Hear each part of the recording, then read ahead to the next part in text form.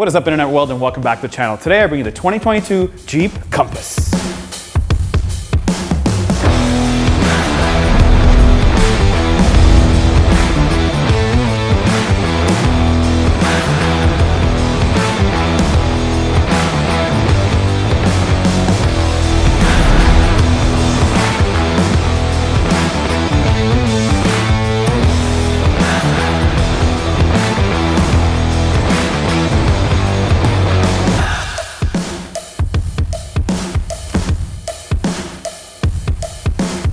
So for 2022, Jeep has refreshed the Compass. They've done a ton of stuff on the inside, which I'm excited to talk about, but we will start off with the front on the outside. So this headlight has been sharpened up, skinnied up, just like my legs, as well as the grille. The grills have been tidied up, but they still have Jeep's trademark 7. 1, 2, 3, 4, 5, 6, 7. And that is because Jeep is the first North American brand to hit all 7 continents with their vehicles, or what I like to call AMERICA, America!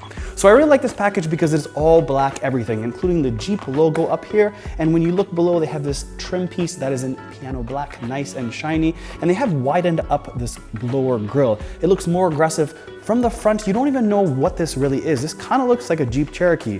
When I'm standing here, obviously you can tell it's small, but the front end is really, really nice. And I'd say that it looks a million times better than the last model. So under the hood of this Jeep Compass, you have a 2.4 liter crazy amount of horsepower with 177 horsepower and 172 pound-feet of torque. Because this is four-wheel drive, this has a 9-speed transmission, no more CVT, and if you get a front-wheel drive, then you get a 6-speed. All right, Jeep Compass, 2.4 liter, 177 horsepower, 172 pound-feet of torque out of a 9-speed, foot to the ground, and 50 kilometers. Could you please repeat that? What can I help you with? I can help with navigation, phone, send a text, music, radio, climate. Could you let me know why they put the slowest engine in this Jeep Compass? Canceled. Yes, it's canceled. Thank you. So on the side, you really see that it's a small little vehicle, but it's cool because the color scheme of this specific one is really, really nice, especially the fact that it has a two-tone type split. If you look at the roof, it's all black. It starts basically at the A-pillar, slides all the way back. It's got this nice cut and comes down. Even with these roof rails, they've done a really good job on making this thing look good, even though it's pretty much the same thing on the side. I like the Compass writing here. It's nice and high and not lower, and these black wheels really put it all together. But other than that, it's the same old deal. So the back of the Jeep Compass is similar to the front. It have redesigned the taillights to make it look more modern and sleek. I do like the fact this has an extended black spoiler that comes out. It's very sporty. Again, they've had the wiper here for years and years and years, and that's probably never ever gonna change, even though it's one of my biggest pet peeves, but they have black everything, and I love it. Including the small little piece here, that is a nice touch when it comes to Jeep. Let's see what the trunk looks like. How much room is on the inside trunk of a Jeep Compass? Well, enough to fit me, but there's some cool pieces here. Here are 5 nuggets you did not know about the 2022 Jeep Compass. First things first is the lizard.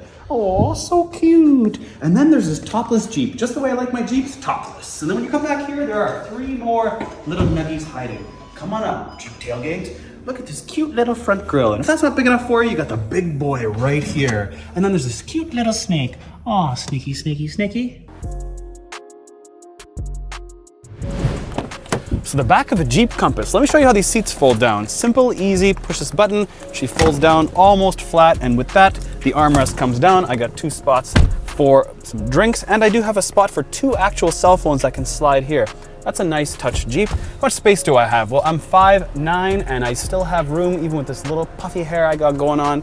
There's enough space here. How does it feel like against an Audi Q3 and the Tiguan, the old generation? And I will say this is actually a little bit bigger. So if you are considering those cars, this is bigger in the back.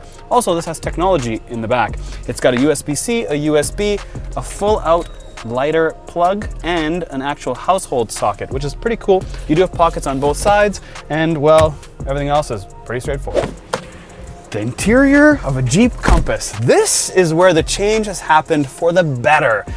The old one, RIP. This thing, welcome to 2022. I really like a lot of pieces here. They have taken pieces from some of the Germans, and I'll show you exactly where. Let's start with the armrest. Do you see this sliding armrest? That is money. I love the fact that it slides and it's not fixed, and it actually has good padding. But let's talk about important pieces here. How does everything feel? How does everything touch? And it's really good. And I like they've kept these physical buttons and not moved everything to the screen, like Volvo, for example. Everything's on the screen. This thing, no, it's got physical buttons, and the mix of materials are nice. Yes, there's piano black and people can hate on that, but it feels really, really premium, like the trim pieces and this long line, just like an Audi A4. And yes, this does use the latest Uconnect, so obviously you can see Apple CarPlay, super large, easy to use. And I do have a Dodge Ram that uses the same similar setup, so I know exactly how this is done. Also for the driver's display, it's all digital as well, gives you all the data you need, and just they've really premiumed it up. And I know it's a Jeep and it's supposed to be rugged, but this is really good quality. I'm really, really impressed. Clap, clap, clap, clap. And you can still get wireless charging. You do have wireless CarPlay and wireless Android Auto, and you do have heated steering wheel if you want it, and you have heated seats. It's nice that you can also adjust the HVAC with the screen, which is a really nice touch. It's just easy to see, easy to use. I'm really, really happy that they've done this. But a cool part here that people don't talk about is the rear camera. When I put this thing in reverse, look at the quality of this camera at this price point. They've done a great job, and it actually does turn when I turn the steering wheel on the display, which is a really nice touch.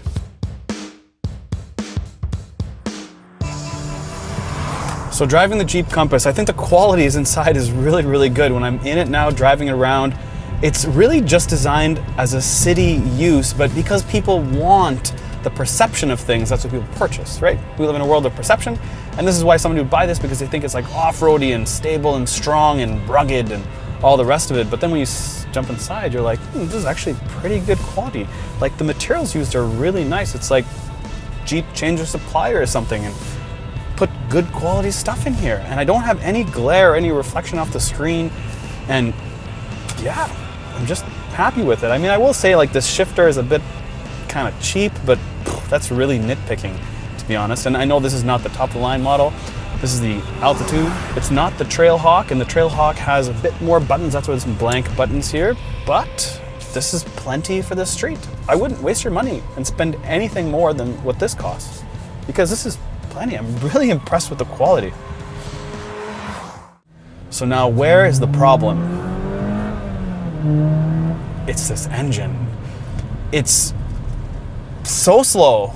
It's made it to a 9-speed transmission and this all-wheel drive, so it's decently to 9 seconds to 60. 9 seconds is a long time, but this is the biggest complaint, is the power. When I was reading comments on why people don't like the Compass, they like everything about it. There's something about some engine problems, but we'll skip that. We'll just really talk about how amazing the interior is, the infotainment, the outside design on the front, all awesome. But it's the power in the engine. They're like, put the turbo engine in it, put the turbo engine in it. And why you didn't, I have no idea. So overall, I'm really happy with this Compass. I think they've done a good job, obviously compared to the old one. This one is better, much better. So if you drive around the city, I would consider looking at a Jeep Compass, which I would have never said before. Yeah, thanks for watching.